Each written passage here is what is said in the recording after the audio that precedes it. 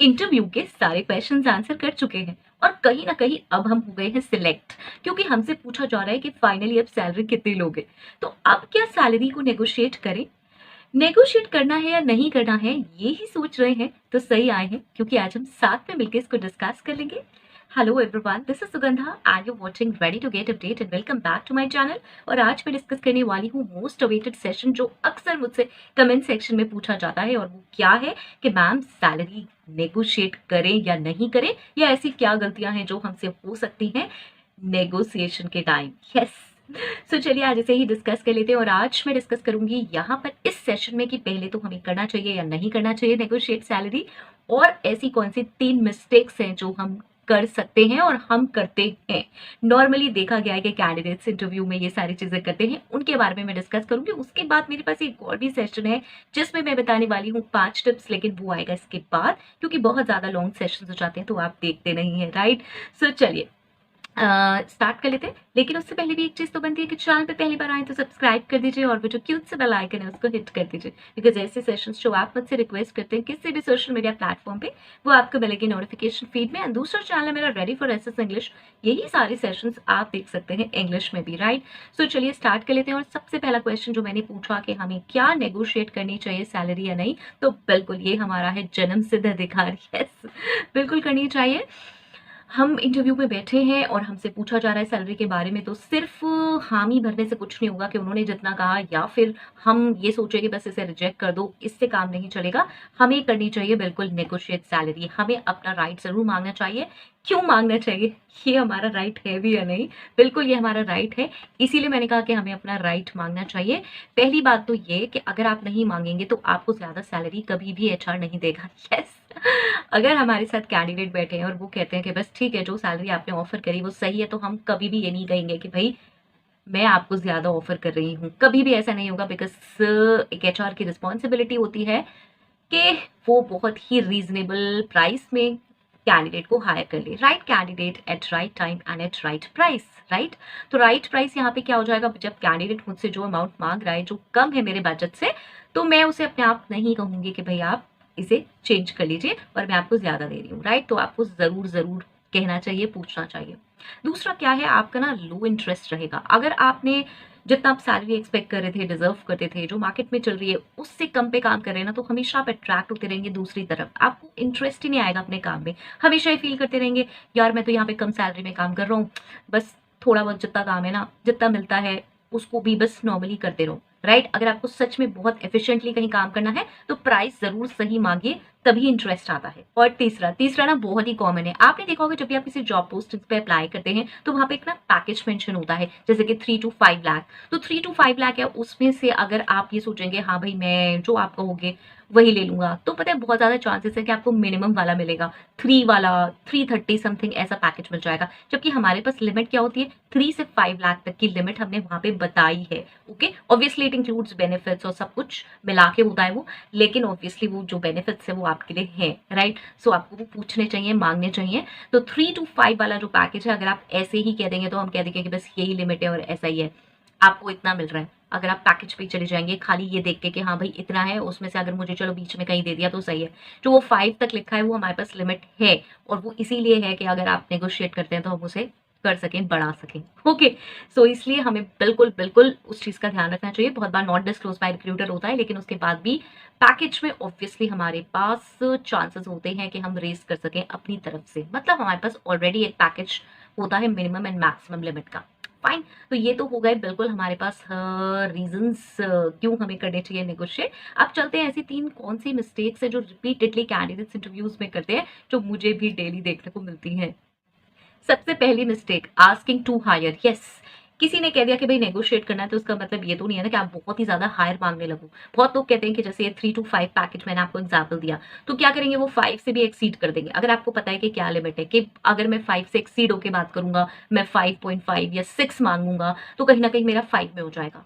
Yes, which is very wrong. आपको कुछ चीजें देखकर ही नेगोशिएट करना चाहिए, अदरवाइज साफ पता चलेगा कि आप एनालाइज नहीं कर पाते हैं चीजों को, आप अपने यहाँ जब हमारे यहाँ कंपनी में भी काम करेंगे तब भी ये सारी मिस्टेक्स करेंगे। ये खाली सिर्फ सैलरी ज़्यादा लेने की ट्रिक नहीं है, आपकी कहीं ना कहीं जो एनालाइजेशन स्किल्स हैं वो भी अच्छी नहीं है। बिकॉज अगर आप मार्केट रिसर्च करके नहीं आ रहे हैं, आप अपनी स्किल्स को कंपेयर नहीं कर रहे हैं, आप जो अपना प्रोफाइल लेकर आए हैं वो क्रेडेंशियल्स नहीं देख रहे हैं और उसके हिसाब से आप नहीं मांग रहे हैं, आप कुछ ज़्यादा ही हायर अमाउंट बोल रहे हैं, कोई ड्रीम पैकेज आपका या फिर ऐसे ही कोई भी रैंडम फिगर बोल रहे हैं, तो ऑब्वियसली वो नहीं एक्सेप्टेबल होगी। और ये कॉमन मिस्टेक है जो अक्सर देखी जाती है और उसके लिए वो बहुत ही अजीब अजीब से एक्सक्यूजेस भी कैंडिडेट्स देते हैं कि हमने ये अमाउंट इसलिए बोली है, मतलब बाद में बात करते करते पता चलती है कि इतनी ज़्यादा अमाउंट आपने कैसे कोट कर दी, तो नहीं ऐसा हो सकता है। वो ये सोचते हैं कि बहुत ज़्यादा अमाउंट कोट करने से वो बीच में कहीं फॉल करेगी तो कहीं ना कहीं मेरी बहुत अच्छी सैलरी बन जाएगी, which is not right. Okay, जब आप नेगोशिएट कर रहे हैं तो आप एक रीजनेबल कैंडिडेट भी दिखने चाहिए, आपकी बातों में कुछ सच्चाई भी दिखनी चाहिए, ऐसा नहीं कि कुछ भी कर दिया। ऑब्वियसली वी ऑल्सो नो कि आप नेगोशिएट इसीलिए कर रहे हैं बिकॉज आप चाहते हैं कि कुछ हायर अच्छी अमाउंट मिल जाए, लेकिन as per your skills, credentials and everything, right. Second most common mistake is talking too much about salary. Yes, I know आप कहेंगे बात आप कर रहे हैं नेगोशिएशन की और सैलरी के बारे में ही बात ना करें, तो मैं ये नहीं कह रही हूँ कि बात ना करें, बहुत ज़्यादा बात ना करें। सबसे पहली कॉल आई, प्रोफाइल के बारे में बताया जा रहा है, आपने कहा भाई सैलरी कितनी है, फर्स्ट कॉल सबसे पहली कॉल में भाई मुझे तो ये बता दो सैलरी कितनी है। अरे यार सिर्फ आप सैलरी में इंटरेस्टेड हो, आपको कोई मतलब नहीं है प्रोफाइल से, काम से। ऑब्वियसली आपको आपके काम के लिए पैसा मिलेगा तो कम से कम ये तो पूछ लो कि काम क्या है, रोल्स एंड रिस्पॉन्सिबिलिटीज, जेडी, ये सब तो अच्छे से देख लो, फाइन। और हर लेवल पे, हर स्टेज पर आप सिर्फ सैलरी के बारे में बात कर रहे हो, आप डेस्परेट हो ये जानने के लिए कि भाई आपको सैलरी कितनी मिलेगी। Everybody is desperate, even we as, हम एचआर भी कहीं एम्प्लॉय होते हैं, जब हम भी कहीं जॉब मांगते हैं तो हमें भी यही होता है यार कि ज़्यादा सैलरी मिल जाए, पहले पैकेज पता चल जाए, इट्स वेरी कॉमन। लेकिन आप हर स्टेज पे सिर्फ इसी चीज़ के बारे में बात कर रहे हो, that means you are greedy.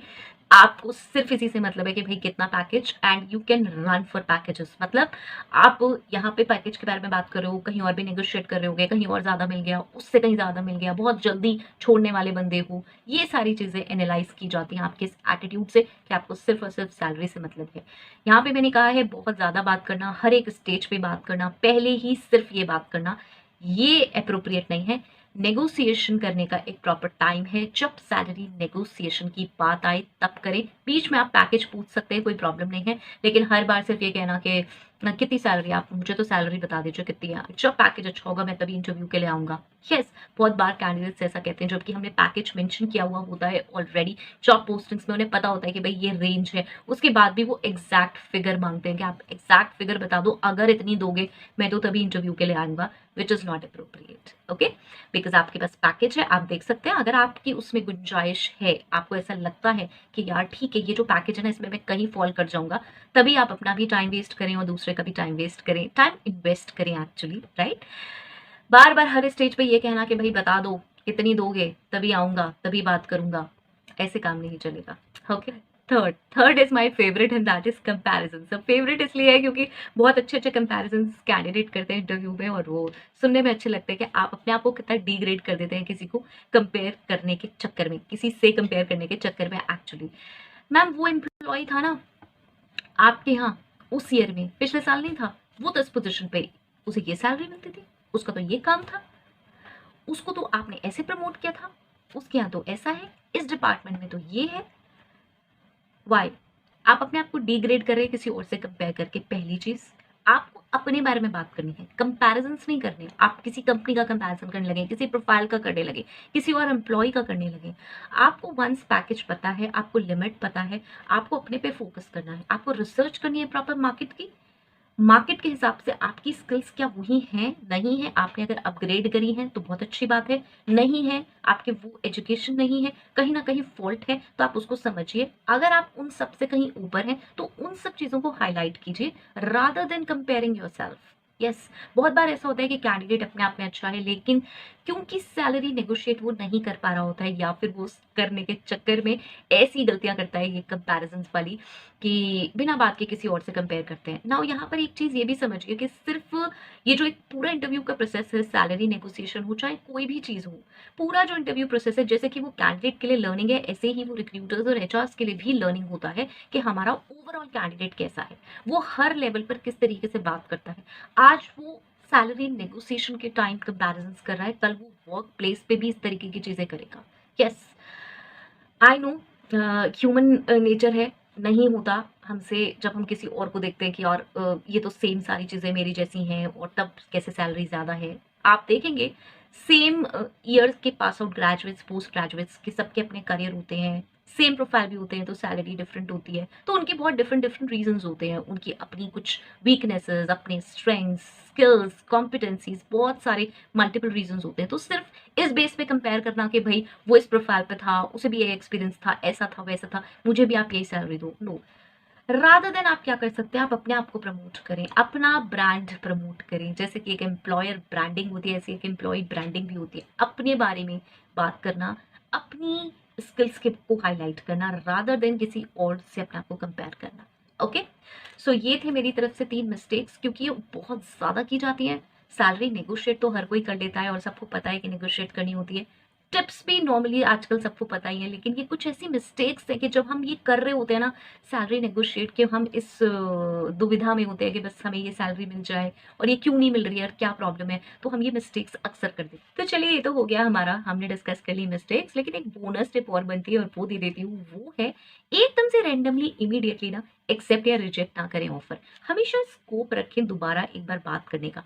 हो सकता है आपने रिजेक्ट कर दिया एक ऑफर और एक एचआर को लग रहा हो यार ये रिजेक्ट करने वाला है या फिर पता नहीं इंटरेस्टेड है, नहीं है, तो हमारे पास तो लिमिट है, अभी होती है हमेशा लिमिट, तो हम इसे बढ़ा सकते हैं, राइट। सो हमेशा रखिए थिंक ओवर के लिए, हमेशा रखिए सेकंड वर्ड के लिए, सेकंड थॉट के लिए, और वहां पे आंसर ना करें। आप ये कह सकते हैं you can take your time, आप ये कह सकते हैं कि आप बाद में रिप्लाई करेंगे।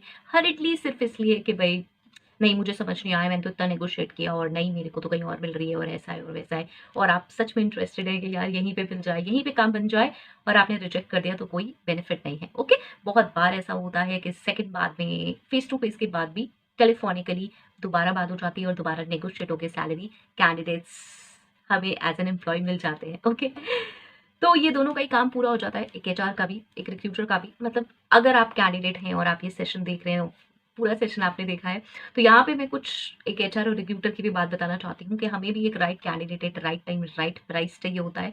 और जितना ये कैंडिडेट के लिए जॉब लेना है, उतना ही ये हमारा एक काम कंप्लीट होना भी है और एक वैकेंसी फिल होना भी है। तो अगर कैंडिडेट अच्छा है तो हमें भी कहीं ना कहीं यही रहता है कि यार बस ये टर्न अप हो जाए, मतलब ये बस फिक्स हो जाए, ये किसी तरह से फाइनलाइज हो जाए, राइट। सो ये फील होती है और बहुत बार आउट ऑफ द वे भी जाते हैं अगर कैंडिडेट बहुत अच्छा होता है, बार बार डिस्कशंस होते हैं। तो इस वजह से आप जरूर अपने पार्ट का काम करें, and I hope so this is helpful. और कोई सेशन देखना चाहते हैं तो जरूर देखें, और हाँ 5 टिप्स का एक सेशन है वो इसके बाद जरूर मिस ना करें। Okay, so till next video, all the very best, stay happy, stay safe, thanks for watching, bye bye.